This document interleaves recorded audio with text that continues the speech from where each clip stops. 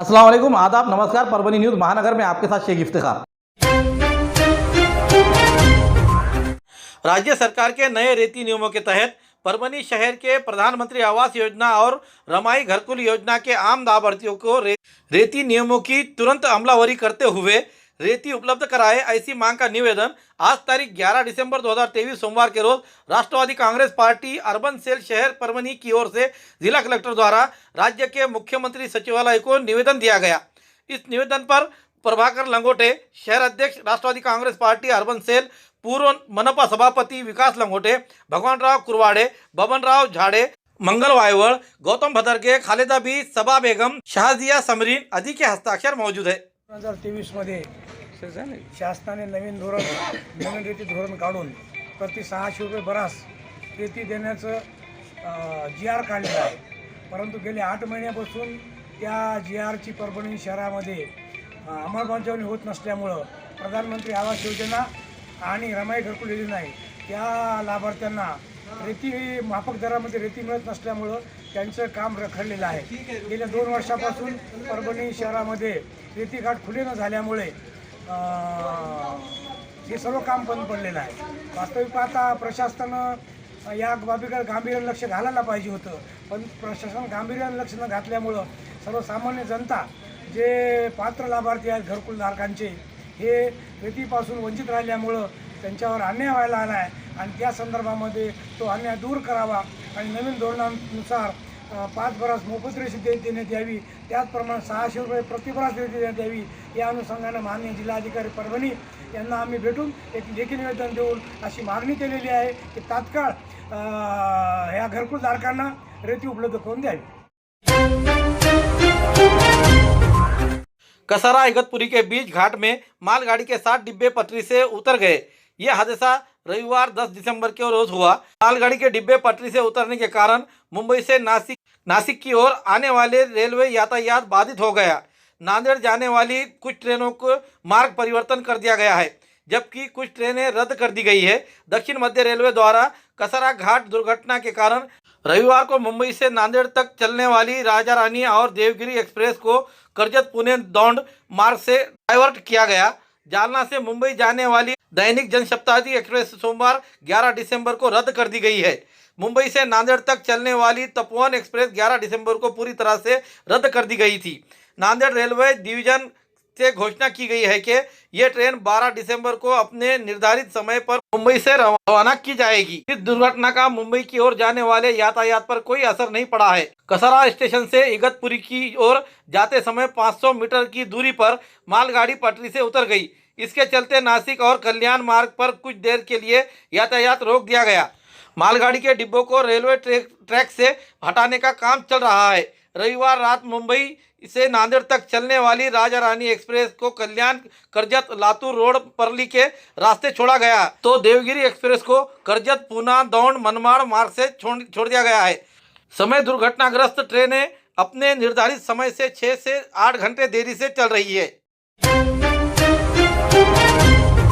पुरानी बीमारियों की शर्तिया इलाज, घुटने के दर्द, शुगर, बवासीर, गुर्दे की पथरी, सफेद दाग, हार्ट अटैक, अस्थमा, एलर्जी, दाग कोड़ की बीमारी, गांठियों से पीड़ित अन्य बीमारियों से परेशान होते तुरंत संपर्क करें। डॉक्टर गोविंद कामटे, आयुर्वेदिक विद्या विशारद, बालाजी आयुर्वेदिक प्राकृतिक चिकित्सा केंद्र, शाखा नंबर 3, पुराना पेड़गांव रोड, पोस्ट ऑफिस के करीब, स्वामी फोटो स्टूडियो के बाजू। समय सुबह 9 बजे से दोपहर 2 बजे तक, शाम 5 बजे से रात 9 बजे तक। Mobile number 9921691008।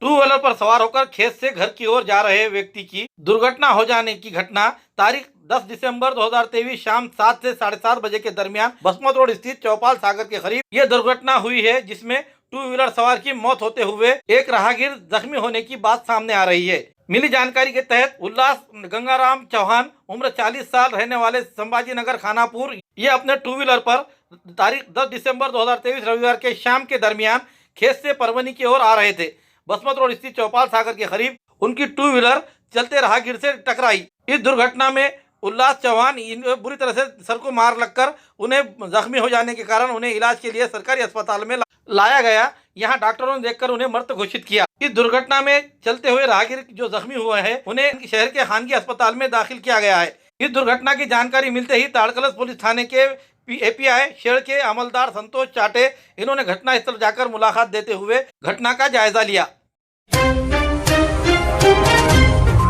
मराठा समुदाय के लोग वंचित बहुजन आघाड़ी में शामिल। आज तारीख 11 दिसंबर 2023 सोमवार के रोज परभनी तालुके के अंबेटाकड़ी गांव के वंचित बहुजन आघाड़ी उत्तर की वंचित बहुजन आघाड़ी उत्तर शाखा स्थापन वंचित बहुजन आघाड़ी के अध्यक्ष सचिन गंगाखेड़ ने की। बड़ी संख्या में समुदाय के सदस्य सार्वजनिक रूप से वंचित बहुजन आघाड़ी में शामिल हो गए हैं।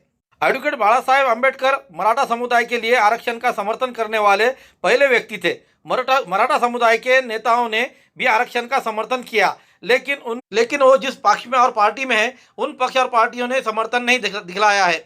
वंचित बहुजन आघाड़ी एक ऐसा पक्ष था ने खुद होकर सबसे पहले इसका समर्थन दिखाया है। सभी पक्षों को नेताओं को समूचे महाराष्ट्र में गांव बंदी लगाई गई है, लेकिन वंचित बहुजन आघाड़ी को अभी तक भी गांव बंदी नहीं की गई है। इसकी वजह यह है कि मराठा आरक्षण के समर्थन में वंचित बहुजन आघाड़ी पूरी ताकत से उतरी हुई है, इसलिए मराठा समुदाय भी वंचित बहुजन से जुड़ा हुआ है। ऐसा वंचित के जिला अध्यक्ष सचिन गंगाखेड़ इन्होंने कहा है। इस समय लिंबाजी दादाराव इंगळे, भीमराव नारायण इंगळे, विठ्ठल लोखंडे के साथ बड़ी संख्या में मराठा समुदाय के लोग इसमें खुले तौर पर प्रवेश करते हुए इस समय सचिन गंगाखेड़कर, रतन मोरे, राहुल पावड़े, कमलेश ठेंगे, दीपक पंचांगे, इनके अलावा सभी शाखा कार्यकारिणी मिथुन पावड़े, भीमराव पावड़े, मधुकर पावड़े, बंसी पावड़े, देवराव पावड़े, ज्ञानोबाब खंदारे, दादाराव शिव भगत, वामन पावड़े के साथ अन्य लोग भी पदाधिकारी इस समय हाजिर थे। वंचित बहुजन आघाडीचा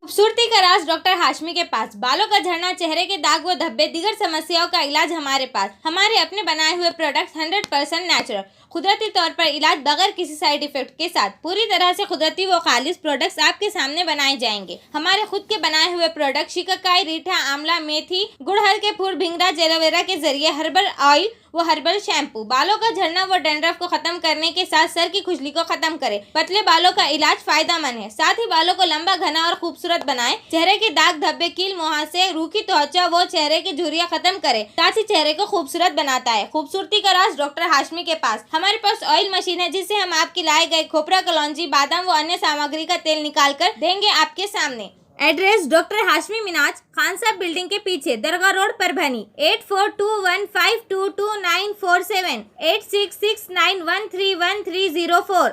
मिलने का समय सुबह 9 बजे से दोपहर 2 बजे तक और शाम 5 बजे से रात 9 बजे तक।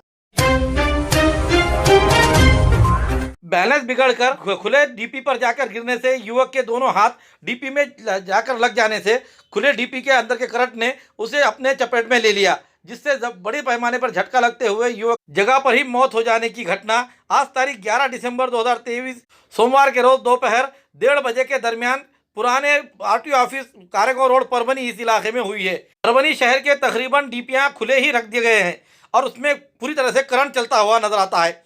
ये खुले रखे हुए डीपियां ये घातक ठहर रहे हैं। जानलेवा ठहरने की वजह से आज जो घटना हुई है, युवक की जो मौत हुई है, इसके लिए एमएससीबी को जिम्मेदार ठहराते हुए मृतक के परिजनों ने और इलाके के नागरिकों ने इस पर इल्ज़ाम लगाकर उस युवक को मुआवजा दिया जाए ऐसी मांग का जोर पकड़ा है। इस बारे में मिली जानकारी यह है कि प्रशांत भगवान राव अवचार उम्र 33 साल रहने वाला कारेगांव ऐसा मृत युवक का नाम रहते हुए आज तारीख 11 दिसंबर 2023 सोमवार के दोपहर के दरमियान प्रशांत अवचार ये खुली डीपी के बाजू में खड़ा हुआ था। इसी समय में यहाँ के नलों को पानी छूट गया था। नलों का पानी छूटा हुआ रास्ते पर भीगते हुए इधर डीपी की तरफ आया, जिसमें प्रशांत खड़ा हुआ था। प्रशांत को उसी में से झटका लगते हुए उसका तोल गया और वो डीपी पर जा गिरा। डीपी के भीतर उसके दोनों हाथ फंस जाने के कारण उससे लगे हुए जोरदार बिजली के झटके से उसके हाथों के उंगलियां पूरी तरह से जल गए। इलाके के नागरिकों ने तुरंत प्रशांत को जिला अस्पताल में दाखिल किया, लेकिन यहाँ के डॉक्टरों ने उसे मृत घोषित किया। घटना का पंचनामा जारी है। खुले डीपी के कारण ही प्रशांत की यह घटना आज हुई है, ऐसा इल्जाम प्रशांत अवचार के परिजनों ने किया है और महावितरण प्रशासन ने मैयत के परिवार को आर्थिक मदद दी ऐसी मांग की गई है। कारेगाव आरटीओ ऑफिसच्या जवळ प्रशांत भगवानराव अवचार वय वर्ष 33 हा मुलगा डिपूच्या बाजूला उभं टाकला असता पाणी डिपूचे पूर्ण दरवाजे उघडलेले आहेत, म्हणजे त्याला दरवाजेच नाहीत। आणि दुसरी गोष्ट अशी आहे की तिथे खाली पाणी सुटल्यामुळं डिपूचे करंट आणि त्याला धरले, करंट लागल्यामुळं तो डिपूवर पडला आणि डिपूमध्ये त्याचे दोन्ही हात अडकल्यामुळं तो मुलगा आज आम्ही सिव्हिलला आणलेला आहे. तिथे तपासणी अंतर्गत डॉक्टरांनी त्यांना मृत घोषित केलं आहे. अशा प्रकारे हे डिपू जर उघडे राहिले तर असे आतापर्यंत किती जीव गेलेले आहेत. याच्यात जनावराची हानी होऊ शकते, माणसाची तर हानी व्हायली पण बरीचशी हानी होऊ शकते. आणि MSCBचा इतका भोंगळ कारभार आहे. MSCBच्या भोंगळ कारभारामुळे असे कित्येक जणांचे जीव जातील आणि गेलेले पण आहेत. दाबून जर आपल्या जर छतावून वगैरे तार गेलेले असेल तर डायरेक्ट छताला हाताला तार लागत आहेत.